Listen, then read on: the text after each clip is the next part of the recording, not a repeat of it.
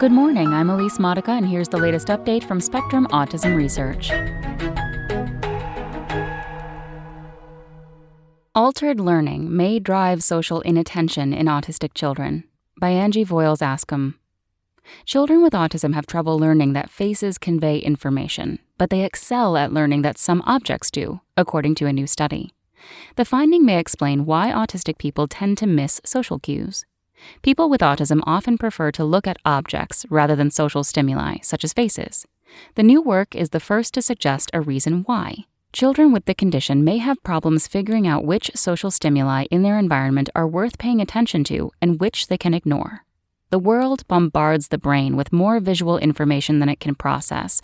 Most people learn through experience to pay attention to certain things over others, a process called value learning. For instance, typically developing babies learn that their parents' faces tend to provide more valuable information than a stranger's face, which, in turn, tends to provide more valuable information than an object does. Value learning is essential for social interactions. The new study suggests that autistic children's value learning abilities differ from those of their typical peers. These differences could explain why many people with autism do not learn to prioritize looking at social stimuli, says lead investigator Katarzyna Hawarska, professor of child psychiatry at Yale University. Value learning. Hawarska's team compared value learning in 48 children with autism, 31 children with developmental delay, and 36 typical children, all aged 1 to 6 years. They used an eye tracker to follow the children's gaze as they viewed pairs of images, 2 expressionless faces or 2 abstract shapes called fractals, on a screen. All of the children spent the same amount of time looking at each image in either pair, suggesting that they had no initial preference for one face or fractal over the other. The children then viewed the same 4 images one by one, but this time one of the faces smiled and one of the fractals rotated when looked at, imbuing that picture with new information. To assess whether the children registered the new information, the researchers then showed them the original image pairs side by side and measured whether they showed a preference for the image that had previously moved.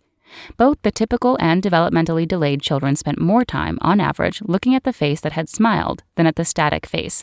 They showed no preference for the fractal that had rotated over the static fractal.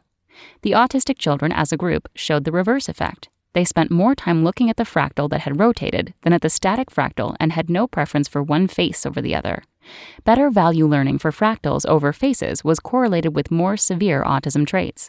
The results suggest that autistic children excel at absorbing new information about fractals, but have trouble when that new information comes from a face. The study provides a better understanding of how autistic children learn, says Evdokia Anagnostou, professor of pediatrics at University of Toronto in Canada, who was not involved in the study. Not every autistic child will show the same differences in value learning, but the findings allow us to think through what may be specific to autism versus other developmental conditions, she says.